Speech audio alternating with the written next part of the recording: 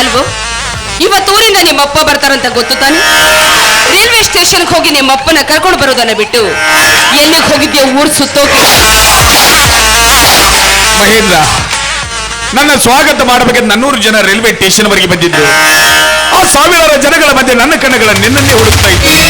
ಅಲ್ಲೆಲ್ಲೂ ನಿನ್ನ ಸುಳಿವೆ ಸಿಗಲಿಲ್ಲ. ಹೋಗಲು ಬಿಡು, ಈಗಲಾದ್ರೂ ಬಂದಿಲ್ಲ. ಹೇಗಿದೆಯೋ ಕಂದ?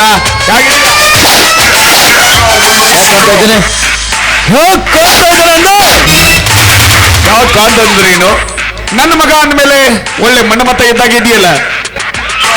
ಅಂದಾಗೆ ಯಾರೀ ಹುಡುಗಿ? ಇವಳು ನನ್ನ ಹೆಂಡತಿ ಅದಳ, ಶರ್ಮಿಳಾ ಅಂತ. ನಿನ್ನ ಹೆಂಡತಿ ಶರ್ಮಿಳಾ? ನನ್ನ ಹೆಂಡತಿ ಶರ್ಮಿಳಾ. ಏನ್ ಹೇಳ್ತಾ ಇದೀಯೋ ನೀನು? ನೀನ್ ಹೇಳ್ತಿರೋ ಮಾತು ಕರೆಕ್ಟ್ ಆಯ್ತು, ಇವಳು ನಾನು ಮಾಡಿದ ಹುಡುಗಿ ಅದಳ. ಅದಕ್ಕಾಗಿ ರಿಜಿಸ್ಟರ್ ಆಫೀಸ್ ಹೋಗಿ ಮ್ಯಾರೇಜ್ ಮಾಡ್ಕೊಂಡು ನೇರವಾಗಿ ಮನೆಗೆ ಬಂದಿದ್ದೀನಿ. ಏನ್ ಮಂದಿಗೆ ಮನ್ಯಾಗ ಇರ್ತಾಳು.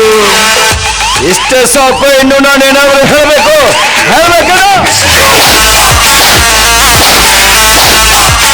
ಸಾಕಪ್ಪ, ಸಾಕು. ನಿನಗೆ ಜನ್ಮ ನೀಡೋದಕ್ಕೆ ನನ್ನ ಜನ್ಮ ಸಾರ್ಥಕ್ಕಾಗೋಯ್ತು. 3 ದಶಕಗಳ ಕಾಲ ಗಡಿಯಲ್ಲಿತ್ತು ಸೇವೆ ಮಾಡಿ ನಿವೃತ್ತಿಯನ್ನು ಮನೆಗೆ ಬಂದ ಅಪ್ಪನಿಗೆ ಮರೆಯಲಾರ ಕಾಣಿಕೆಯನ್ನು ಕೊಟ್ಟೆ. ಅಲ್ವೋ, ನೀನ್ ಮದ್ವೆ ಆಗ್ತೀನಿ ಅಂತ ಒಂದೇ ಒಂದು ಮಾತು ಹೇಳಿದ್ರ ಒಳ್ಳೆ ಮನೆತನದ ಹೆಣ್ಣು ನೋಡಿ ನೀನ್ ಮದ್ವೆ ನಾವು ಮಾಡ್ತಿದ್ವಲ್ಲೋ.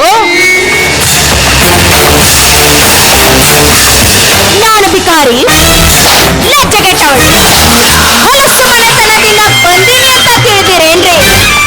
ನೋಡಿ, ಮಾತಾಡುವಾಗ ಮಾತಲ್ಲಿ ಹೊಡ್ತಾ ಇರ್ಲಿ.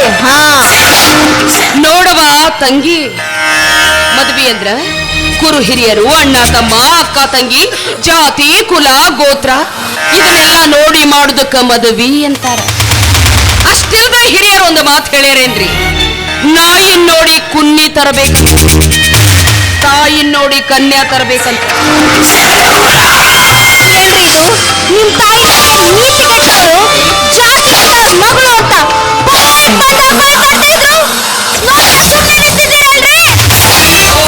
ನಿನಗೆ ಯಾಕನ್ನಕ್ ಹೋಗ್ಲವ? ನನ್ನ ಮಗ ಮಾಡ್ಕೊಂಡು ಬಂದಿರೋ ಘನಂದಾರಿ ಕೆಲಸಕ್ಕ ನನ್ನ ಹೊಟ್ಟೆ ಉರಿಯಾಕತ್ತವ. ಆ ಸಂತಕ್ಕ ನನ್ನ ಮಗನಿ ಮಾತಾಡಿದ್ರು.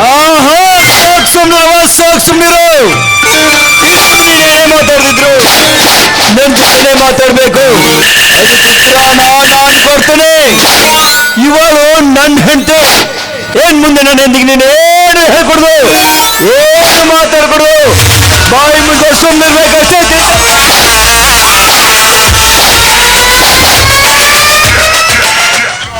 ಸುಮತಿ, ಒಂದೇ ಒಂದು ಕತ್ತಿರೋ ಅಗಸ ಅದನ್ನು ಕುದುರೆ ತರ ಬೆಳೆಸ್ತಾನಂತೆ. ನಮಗಿರೋದು ಒಬ್ಬನೇ ಮಗ, ನಾವು ಕೂಡ ಇವನನ್ನು ಹಾಗೆ ಬೆಳೆಸಿಬಿಡೋಣ ಅಂತ ಅನಿಸ್ತಾ ಇದೆ ನನಗೆ. ಏನಪ್ಪ ನಿನ್ನ ಮಾತಿನ ಅರ್ಥ ಇದು?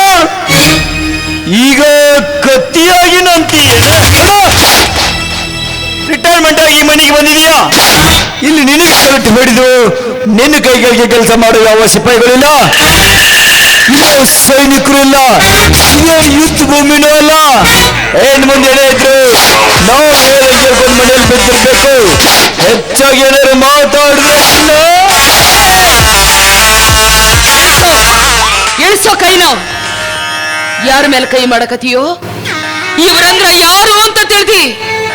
ಈ ಮನಿ ದೇವ್ರು ಅಲ್ಲಪ್ಪ, ಈ ದೇಶಕ್ಕ ದೇವ್ರು. ಇವತ್ತೇನಾರ ನೀವು ಕೈಯಾಗ ಮೊಬೈಲ್ ಹಿಡ್ಕೊಂಡು ಚೈನಿ ಮಾಡ್ಕೊಂಡು ಇಂಥ ಹುಡುಗಿಯರ ಸೀರೆ ಸೆರಗಿ ಹಿಡ್ಕೊಂಡು ಸುತ್ತಾಡಕತ್ತೀರಿ ಅಂದ್ರ ಅದಕ್ಕ ಕಾರಣೀಭೂತನ ಇಂಥ ಯೋಧರು. ಮನಿ ಮಠ ಹೆಂಡತಿ ಮಕ್ಕಳು ಎಲ್ಲರನ್ನು ಬಿಟ್ಟು ಚಳಿ ಗಾಳಿ ಮಳಿ ಏನನ್ನೂ ಲೆಕ್ಕಿಸ್ತ ತಮ್ಮ ಜೀವದ ಮ್ಯಾಲಿನ ಹಂಗು ತೊರೆದು ನಮ್ಮ ದೇಶದ ಗಡಿ ಕಾಯ್ತಾನಲ್ಲ ಯೋಧ. ಇಂಥ ನನ್ನ ದೇವರಿಗೆ ಎದುರುತ್ತರ ಕೊಡ್ತೀಯ? ತಪ್ಪಾಯ್ತು ಅಂತ ಇವರ ಕಾಲಿಗೆ ಬಿದ್ದು ಕ್ಷಮೆ ಕೇಳು. ಸುಮತಿ, ಈಗ ಬೈದು ಒದರಾಡಿದ್ರೆ ಏನು ಪ್ರಯೋಜನ? ಮಕ್ಕಳನ್ನು ಹೇಗೆ ಬೆಳೆಸಬೇಕಂತ ಮನೆಯಲ್ಲಿ ಹಿರಿಯರಿಗೆ ಗೊತ್ತಿರಬೇಕು. ಒಬ್ಬನೇ ಮಗ ಅವರಿಗೆ ಕಷ್ಟ ಕುಡಿದು ಅವನಿಷ್ಟವಾಗಿ ಬೆಳೆಸಿಬಿಟ್ಟಿವಲ್ಲ, ಅದರ ಪ್ರತಿಫಲ ಇದು. ಮಕ್ಕಳಿಗೆ ಶಾಲೆ ಕಲಿಸಬೇಕು ನಿಜ, ಅದರ ಜೊತೆ ಸಂಸ್ಕಾರ ಕಲಿಸಬೇಕು. ಜೊತೆಗೆ ದುಡ್ಡಿನ ಬೆಲೆ ತಿಳಿಸ್ಕೊಡ್ಬೇಕು ಅಂದಾಗ ಮಾತ್ರ ಜನ್ಮ ಸ್ವಾರ್ಥಕ್ಕಾಗ್ತದೆ ಕಣೆ. ಇಲ್ಲದೆ ಹೋದ್ರೆ ನಮ್ಮಂತ ತಂದೆ ತಾಯಿಗಳು ಇಂಥ ಸಂಕಟ ಸರಮಾಲೆ ಎದುರಿಸಬೇಕಾಗುತ್ತದೆ ಅನ್ನೋದಕ್ಕೆ ನಾವೇ ಜೀವಂತ ಉದಾಹರಣೆ ಕಣೆ, ನಾವೇ ಜೀವಂತ ಉದಾಹರಣೆ. ತಾಯಿಯಾದವಳು ತನ್ನ ಮಗುನ 9 ತಿಂಗಳು ಗರ್ಭದಲ್ಲಿಟ್ಟು ಕಾಪಾಡ್ತಾಳೆ. ತದನಂತರ